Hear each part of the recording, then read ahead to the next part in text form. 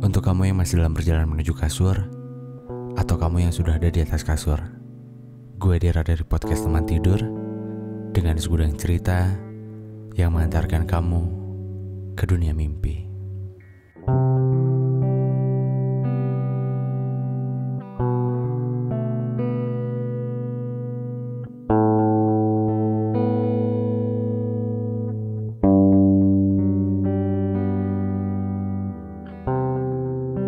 Halo, gimana kabarnya?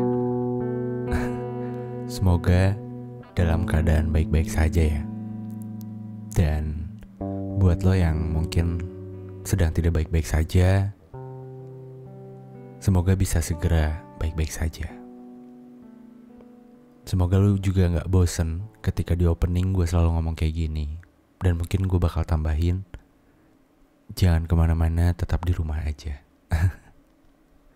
Karena ya seperti yang kita ketahui, keadaan di Indonesia khususnya sedang memberantas wabah COVID-19 ini atau Corona. Jadi semoga teman-teman bisa tetap di rumah saja. Kalau nggak penting-penting banget jangan keluar. Apalagi bentar lagi bakal PSBB ya kalau nggak salah. Kalau di Jawa Barat itu bakal mulai itu di 22 April kalau nggak salah. Jadi sekali lagi semoga semuanya bisa tetap bersabar. Meskipun gue tahu ya udah nggak sabar sih sebenarnya. Nah anyway, sorry banget kalau misalkan minggu kemarin gue upload podcastnya itu cuma 1 kali. Sedangkan di beberapa kesempatan sebelumnya gue bilang podcast Teman Tidur itu akan datang seminggu 2 kali. Tapi karena minggu kemarin itu ada satu dan lain hal yang membuat gue jadi gak bisa bikin podcast gitu pada saat itu. Tapi untuk minggu ini dan seterusnya, gue berusaha untuk upload podcast ini seminggu 2 kali lagi. Dan pada malam hari ini, karena banyak banget nih dari awal gue bikin podcast, banyak yang minta untuk diceritain cerita tentang berbeda keyakinan. Dan kebetulan ada teman gue juga, bukan teman sih, maksudnya ya teman lah, gue anggapnya teman karena dia mengirimkan ceritanya lewat email kan. Dan gue sempat dengerin tadi, terus ceritanya menarik dan sedikit complicated ya. Maksudnya ternyata dia bukan cuma beda keyakinan doang, tapi ternyata dia pun backstreet. Nah, ceritanya seperti apa? Mungkin gue langsung cerita aja kali ya.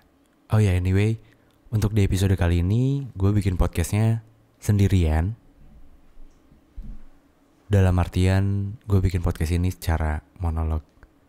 Karena gak tahu kenapa beberapa kesempatan gue bikin polling gitu di Instastory, di Instagram gue di Dera Firmansyah. Gue menanyakan tentang episode baru enaknya sama orang atau gue sendiri.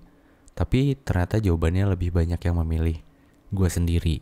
Meskipun ada beberapa juga yang bilang sama orang, tapi jawaban yang paling banyaknya tetap bikin gue sendiri. Mungkin karena emang dari awal gue udah kayak ya biasanya gue sendiri kali ya. Cuma beberapa di season 2 kalau gak salah gue udah mulai ajak orang untuk bercerita bareng-bareng.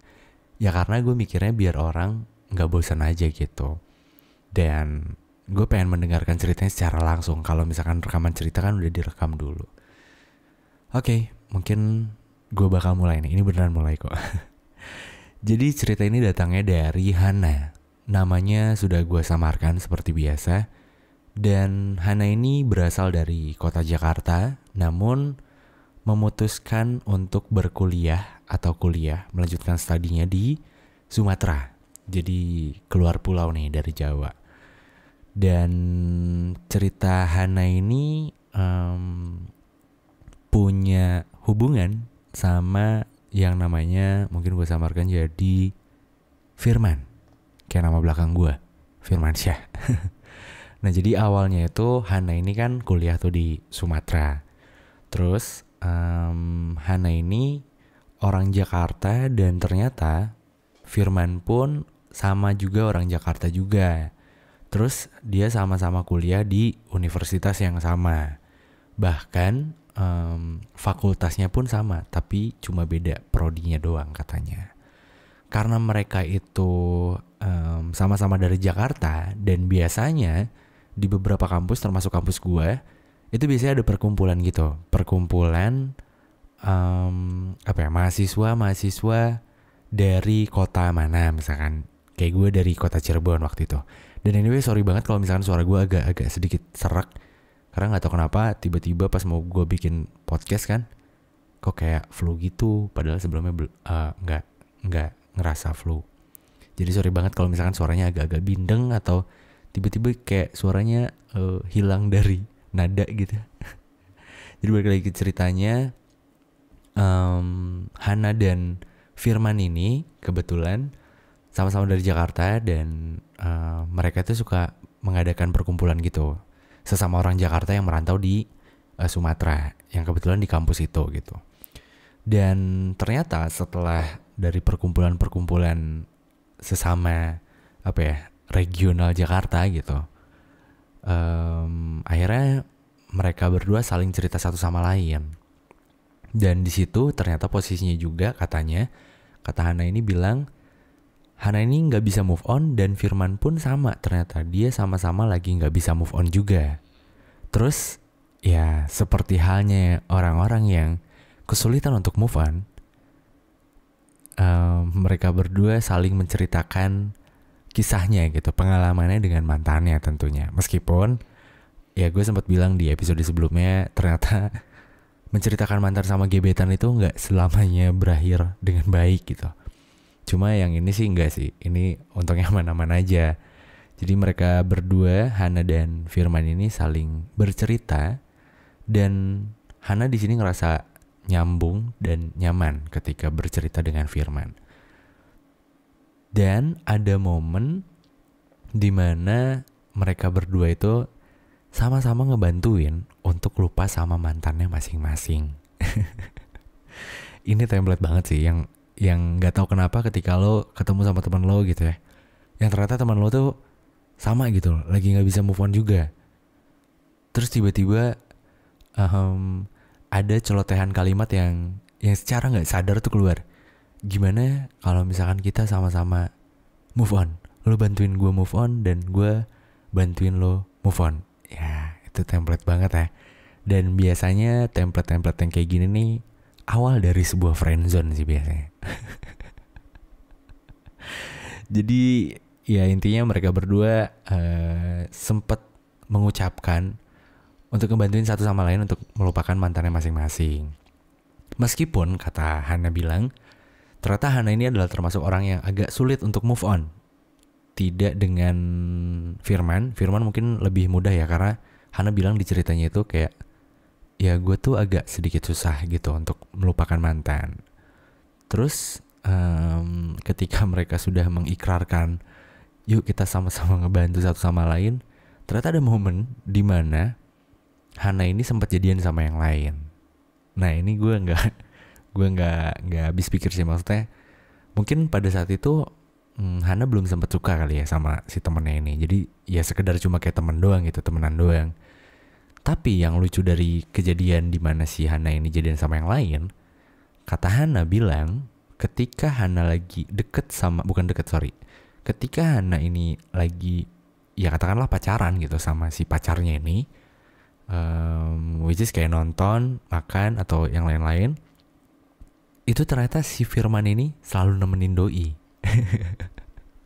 Jadi lu kebayang gak sih, jadi ketika ada orang nih mau pacaran berdua nih, terus tiba-tiba ada temennya yang ngintil satu gitu.